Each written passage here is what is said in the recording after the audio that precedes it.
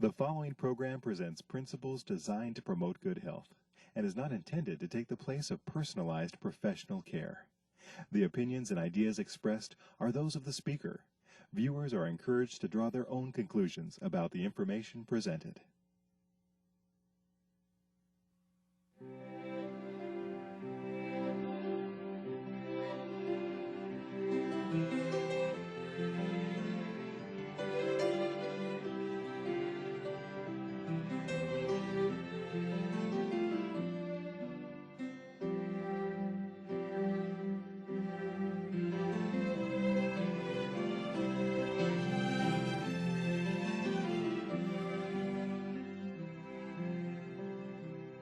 Hello and welcome to Health for a Lifetime. Today we're going to be talking about your nerves. And here to talk to us about the nerves is Dr. Phil Mills.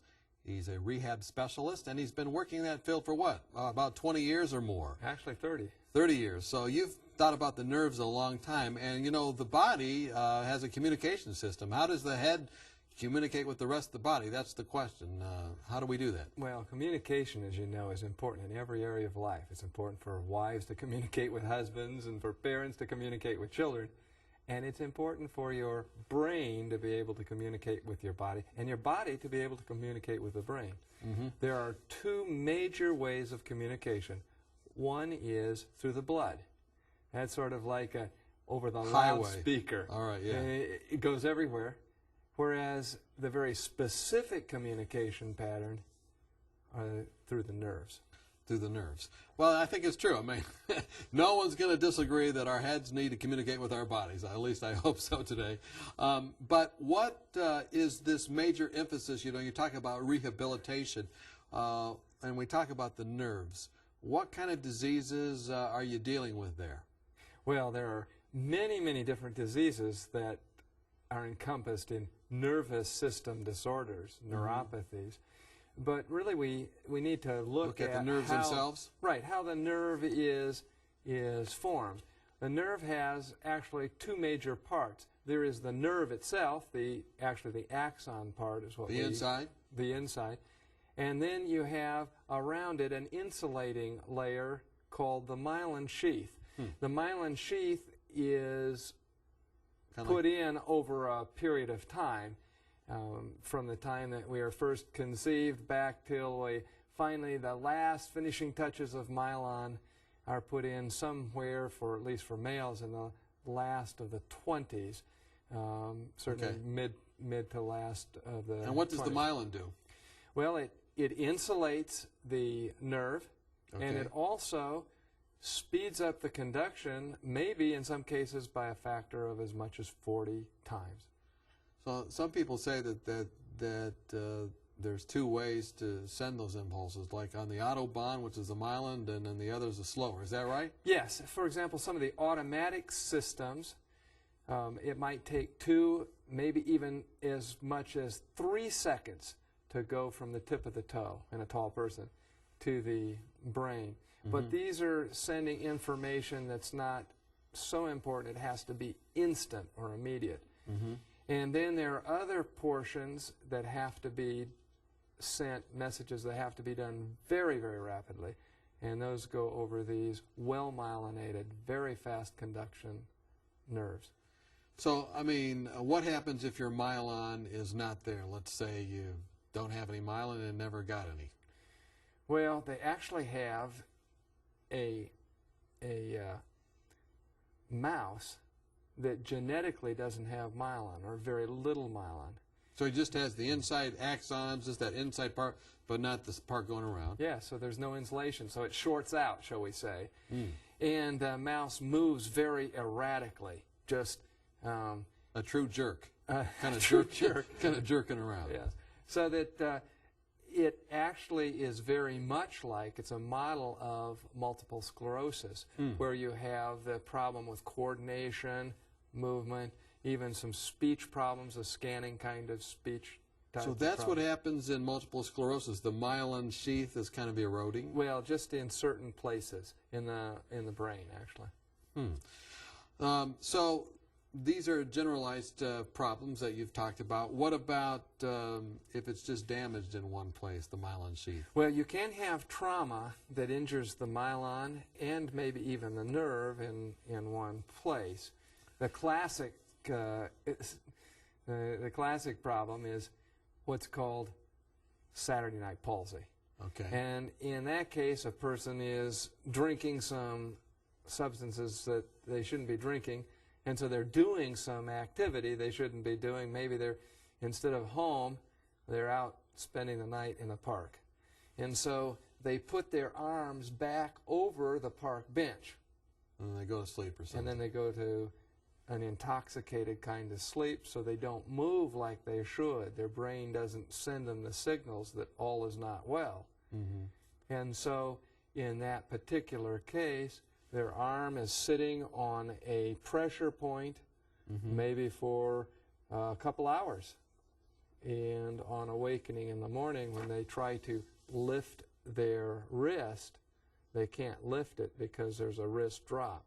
Now, in some cases, it may come back slowly, may come back nearly completely. In some cases, it may be gone for good. Now, a similar problem is called honeymoon palsy. Honeymoon palsy. And in this case, a person's just married, maybe they were drinking, they go to sleep at night, and the head of the new spouse is on the arm of the other spouse. Okay. And so that arm rests there, and if they've been drinking, they may not move it as they should. Again, they don't have the communication. And so once again, they'll get a wrist drop that may improve with time. I think you're worrying a lot of people. I mean, people are not going to get married now because of this, probably. Well, that isn't my point. And my point isn't that it's not good to hug your wife, but that can happen. it can happen. Have you seen that? You've seen people come in with yes, that. I've seen these Saturday night palsies. I've not seen a honeymoon palsy, but I have seen the others. Now you can have other kinds of palsies where you have a Bell palsy, where you have part of the face that isn't moving. How does that happen? Because you pressed on something? Maybe your glasses are on too tight?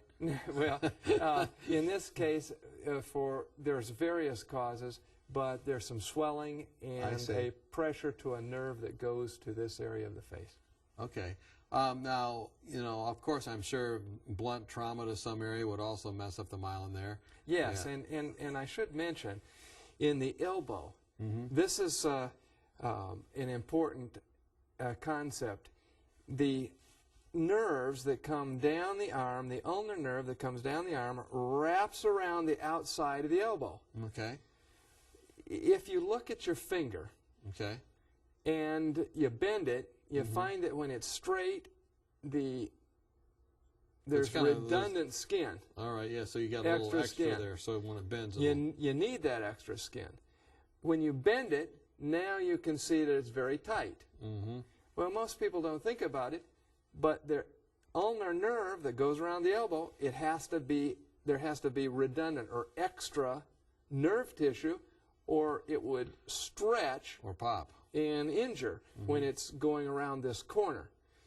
Well, at approximately 110 degrees, that's the studies we did on cadavers, that's the general place that you have the maximum stretch. When we bend it all the way acutely, if our elbows are acutely bent, then in most cases we're beginning to stretch the ulnar nerve. Some people sleep like this all night. And so they can get some stretching of that ulnar nerve and can have some damage of the ulnar nerve. This nerve, where it goes through the ulnar groove here, it's bounded by bone, and it's right next to the skin, so you can tap it, and you have the crazy bone that you, when you hit your funny bone. Wow, so that's another injury. What about carpal tunnel syndrome? Yes, carpal tunnel is an injury to the nerve right here at the wrist. Okay. And this can come, again, you have a nerve going through a tight area bounded by bone on three sides with a real strong ligament right here. Okay. And so as this nerve goes through, if you develop arthritic changes by age, or if the ligament gets thickened, or if you're pounding, such as a person who's using a jackhammer, this can cause some problems with this area. Now, we have done some interesting research on the pressures of the wrist here in this area. I don't know how somebody was willing to do it, but the researchers found people willing to have a pressure sensor stuck into their wrists. Ooh, that sounds like it hurts. Yeah, it does. And so then they would take normal people and people with carpal tunnel. And what they found is that normal people, you bend your wrist, you flex it forward, you extend it backward, the pressure in that joint increases. Over the carpal canal, it increases. As soon as you bring it back to neutral, right, it's okay again. It's okay. But in a person who is susceptible to carpal tunnel, they bend it forward, they bend it backward, and they bring it to neutral, the pressure stays elevated. So there's a problem. They've got some... So the pressure may stay elevated for 20 minutes or more, and so that puts pressure on that nerve, and it can cause some injury to the nerve, and then they develop the carpal tunnel syndromes at night, waking up, and their hands are asleep, and they're shaking their hands, and those sorts of things. Now, if they don't get that taken care of either through, you say there's some kind of exercises maybe I suppose to do, or through surgery, will that damage the nerves permanently? Oh, yes. And so the exercises you want, and maybe some B vitamins, stretch the ligament out. But ultimately, the definitive treatment, and a fairly simple treatment, is a surgical procedure where they release this tight ligament so there's room for the nerve. And in the case of true carpal tunnel syndrome, basically the problem is resolved unless they develop some scar tissue as a result of the surgery. Now, are there any nerve kind of emergencies? Of course, a trauma, if you get hit by a truck and your nerve gets severed, that's an injury. I know that. But, I mean, is there any other kind of injury that you would say make your way to the emergency room, to the hospital? Well, maybe you're not thinking of injury as much as disease. Okay. Such as... A disease, of course, an injury you'd go. Right. Guillain-Barré, or Guillain-Barré, depending on how you pronounce it.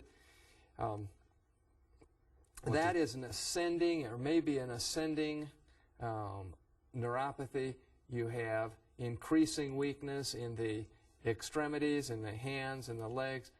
As that goes toward the lungs, you can be unable to breathe. Is it a virus or something? No, it's the body's attacking itself. Actually the nerve and the nerve covering, that myelin sheath. Somehow, because of maybe a person had a virus before, the body sensitized itself to that virus. Okay, then it attacked itself. Then the virus looked very much like the myelin sheath, and so they think they're attacking the virus, but they're really attacking.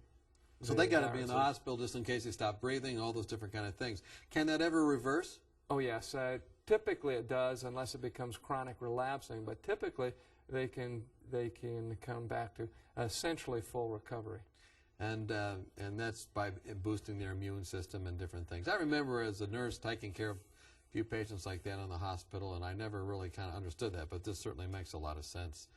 We're talking with Dr. Philip Mills. We're talking about problems with the nerves, and we're also the beauty and wonder of the nerves. When we come back, we're going to talk about some more problems and then what you can do to have healthy nerves and hopefully avoid or maybe even reverse some of the problems. We'll see when we come back. Are you confused about the endless stream of new and often contradictory health information? With companies trying to sell new drugs and special interest groups paying for studies that spin the facts, where can you find a common-sense approach to health? One way is to ask for your free copy of Dr. Arnott's 24 Realistic Ways to Improve Your Health. Dr. Timothy Arnott and the Lifestyle Center of America produced this helpful booklet of 24 short, practical health tips based on scientific research and the Bible that will help you live longer, happier, and healthier. For example, did you know that women who drink more water lower the risk of a heart attack? Or that 7 to 8 hours of sleep a night can minimize your risk of ever developing diabetes? Find out how to lower your blood pressure and much more. If you're looking for help, not hype, then this booklet's for you. Just log on to 3abn.org and click on free offers or call us during regular business hours. You'll be glad you did. Welcome back. We're talking with Dr. Philip Mills. We're talking about the nerves. In our first half, we learned a lot about the nerves, how they work. We talked about the outside sheath of the nerve. We talked about the inside section of the nerve. And Dr. Mills explained how those worked and sometimes why they don't work, different things that we do. And we're looking now a little more closely, not at the outside section anymore. We talked about some things that can happen with that outside section. You talked about the honeymoon palsy, about the Bell's palsy, about this progressive movement of, what'd you call that, going from the feet up? Guillain-Barré. Guillain-Barré. And now we're going to be talking about the actual inside of the nerve itself. What kind of things can afflict the inside? You call it the axon? Is that what you call that? Yes. Well, actually, neuropathies are very, very common. Okay. About 1 out of 8 people will have a neuropathy of some sort, maybe mild, maybe more severe, by the time they're 70. So this is something everyone that's watching will, if they haven't experienced, will probably experience. Well, 1 out of 8 will. Right. So you have a very significant part of the population that have this neuropathy. One of the most feared neuropathies, perhaps, is leprosy. In this country, they think there are about 5,500, perhaps. It's seen endemically in Louisiana and also Texas. And what does that do? Does it slow down the conduction? Is that what it does? Way, way down. Your slowest conductions that are seen at all are seen in leprosy. So you can get a 3 meter per second conduction study on nerve conduction studies. That's incredibly slow.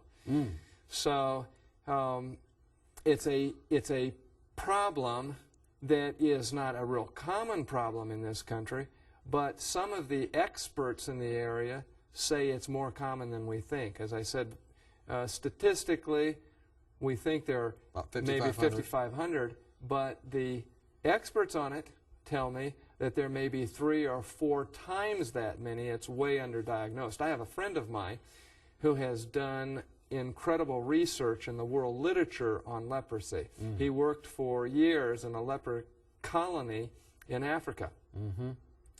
And seeking for solutions, he did this search and made all of it available in a CD. Tremendous research.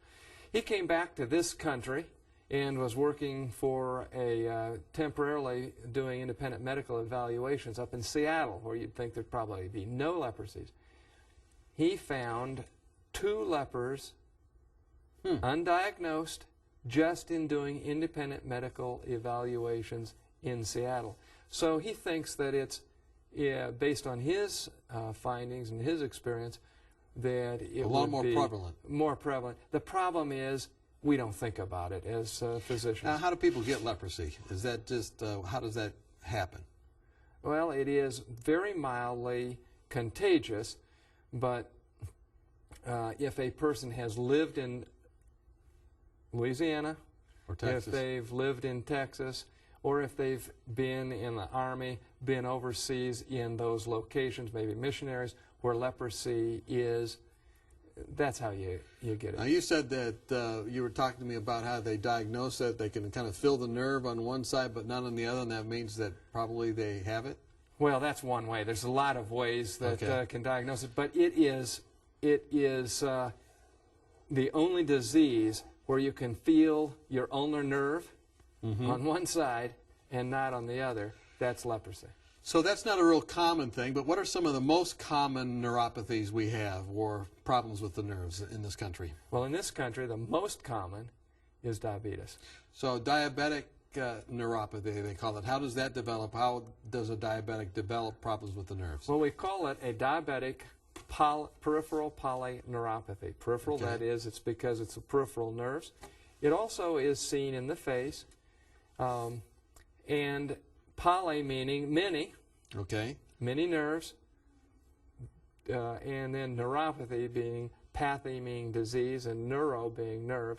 So many nerves are affected. So how does that happen? Is it because the blood sugar goes up? What happens with that? Well, what we think, and there are various theories on it, but the best one appears to be a decreased circulation to the nerve itself. I see. So decreased circulation coming to the nerves, and then that causes them to just break down and not working effectively. Well, they get sickly, and so then a person is more, for example, a person who has diabetes, peripheral polyneuropathy, is at more risk to develop such things as carpal tunnel syndrome, such things as an ulnar neuropathy. All that can predispose you to have nerve problems in other ways. It will often begin with a burning sensation in your toes or in your fingers. Does that get worse or less as these things go on? The burning sensation actually decreases, the pain actually decreases as the disease progresses.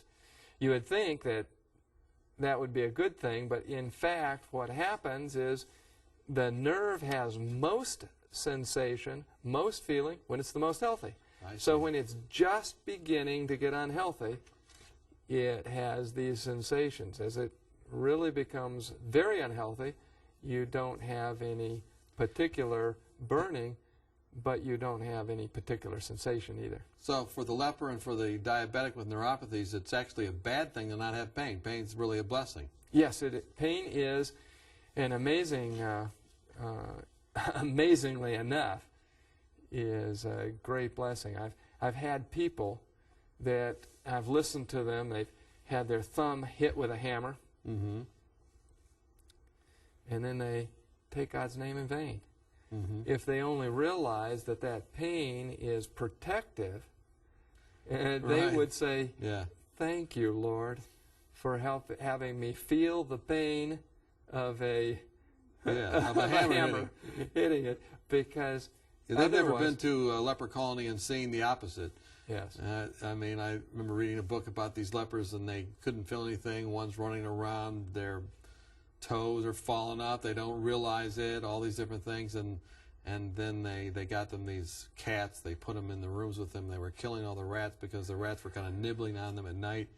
Man, I just was very thankful the next morning that I had some pain. Well, you know, interestingly enough, Paul talks about spiritual neuropathies. What do you mean? He calls it people who are past feeling. Oh, okay. You see, spiritually, if we do something wrong, we should have pain for it. Yeah, you should feel bad about it. If you talk to a child that's not accustomed to lie, he'll look away when he's lying. He'll look down. He'll get a little uncomfortable. But the real professional will look right at you. There's no way you can tell that they're lying because they're past feeling that hurts. So we should welcome a sensitive conscience.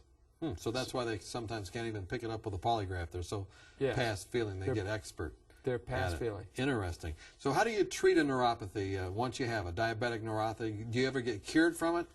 Or typically, now if you have a specific focal neuropathy, such as carpal tunnel syndrome or an ulnar neuropathy, surgical treatment can be, in many cases, curative. But in your general population, you may not have a specific treatment to cure the problem, and what you do is try to control it, decrease the side effects, decrease the speed of progression, those sorts of approaches. Okay, so then general things you can do for nerve health. What kind of things should they eat? What things should they not eat? What kind of things should we be doing? Particularly your B vitamins. Okay. So you're thinking of sunflower seeds, you're thinking of your grains, you're thinking of fruits and vegetables, the rich variety of foods that God has placed in abundance, the natural foods. These are very good for your nerves. And if a diabetic needs to keep their sugar under control? Yes. And that helps as well. And then you also have down here brewer's yeast. So that's also good. Well, is that because it has vitamin B12? Okay, Yes. I see what you're saying. And there can be problems with B12. And brewer's yeast is for those people who think that if Not it's enough good B12, for I mean, them, yeah. if it's good for them, it has to taste bad. And that's the treatment for people who like bad tasting things to. Yeah, exactly. What I was going to say, I want to make sure that people listening don't get this wrong.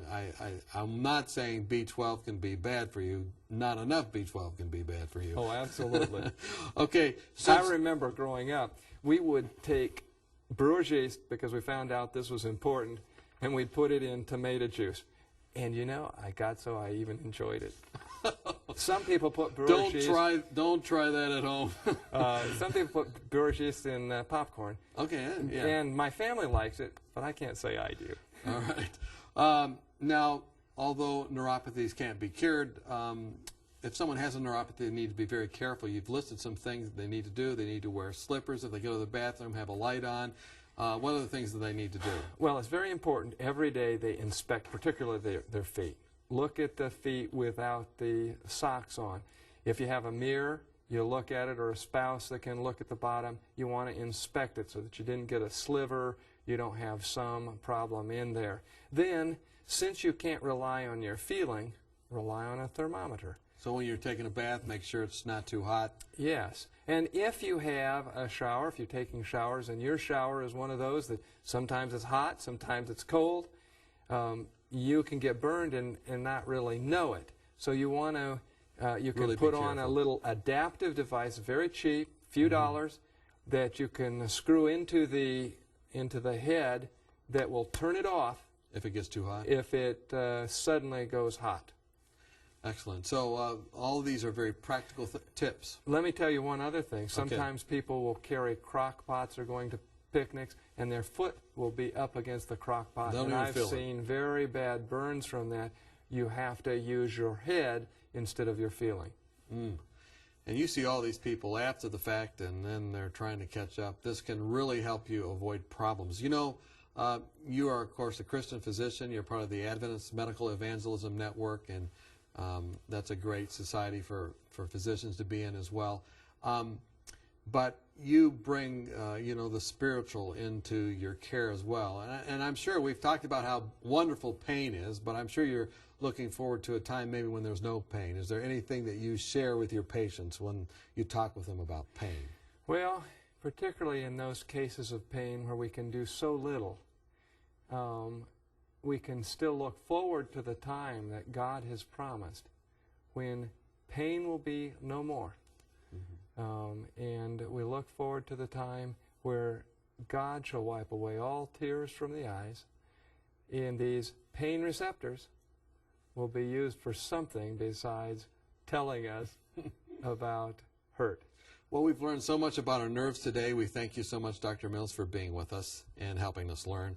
And we thank you also for being with us. We hope that you really take this advice to heart and have health that lasts for a lifetime.